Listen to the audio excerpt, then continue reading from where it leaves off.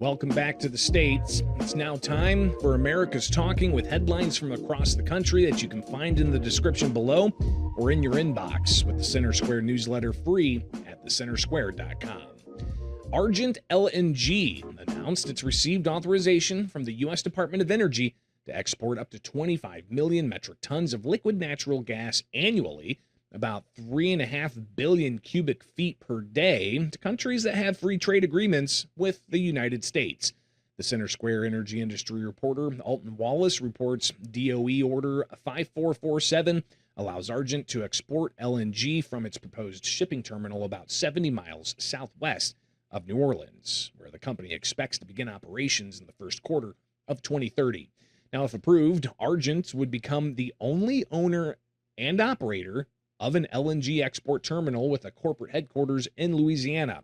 Argent's filed separately to export LNG to countries that do not have a free trade agreement with the United States, and this application remains under review. New Yorkers will get access to sharply discounted items at the city's future municipally owned grocery stores under a new initiative unveiled yesterday by New York City Mayor Zohran Mamdani. Mamdani announced that the city is issuing a request for proposal for private operators to manage the day-to-day operations of 5 planned grocery stores run by the government. He said the stores will sell food at prices 30% cheaper than average retail stores, which will be available to shoppers regardless of their income.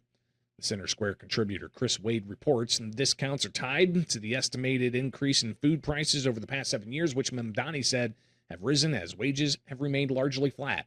The Mamdani administration says the discounted food prices could save households an estimated $90 per month or more than $1,000 annually. But critics have questioned the claims and the hefty price tag for taxpayers for setting up government-run stores, which would have to compete with local and national grocery chains for market share to keep prices down for consumers.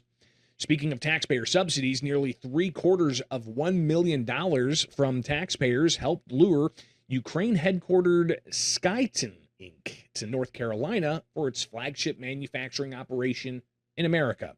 The Center Square managing editor Alan Wooten reports the One North Carolina Fund provided $500,000 grant, and the commissioners in the Cumberland County and City Council of Fayetteville put forward performance-based economic development grants, each valued at $121,500. Skyton Inc., a 20-year-old company, builds and manufactures unmanned aerial systems. Las Vegas is home to its American headquarters. The investment in Fayetteville, more than $3.1 million. One North Carolina Fund assistance requires matching participation from the local government entities. No money's given up front. Rather, job creation and capital investment is required to gain a payment. And automated license plate readers, also known as flock cameras, have no place in Tennessee's Knox County. That's according to Mayor Glenn Jacobs.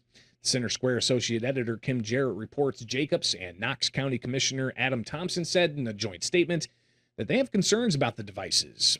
The County Commission and the Sheriff's Office approved a state grant for the devices made by Atlanta-based Flock Safety in November, but since, Jacobs and Thompson said new privacy and data retention concerns were raised.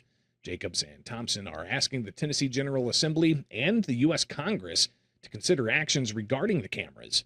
Republican U.S. Representative Tim Burchett is proposing a bill called the Protection Against Mass Surveillance Act that would eliminate federal funding for the flock cameras. He said the cameras violate the Fourth Amendment, which prohibits warrantless searches. And that's just some of what America is talking about. Get these and other headlines at thecentersquare.com. From my studios in Central Illinois, I'm Greg Bishop. Join us back here Wednesday for more stories impacting you, the taxpayer, from around the country, only with the states, powered by the Center Square.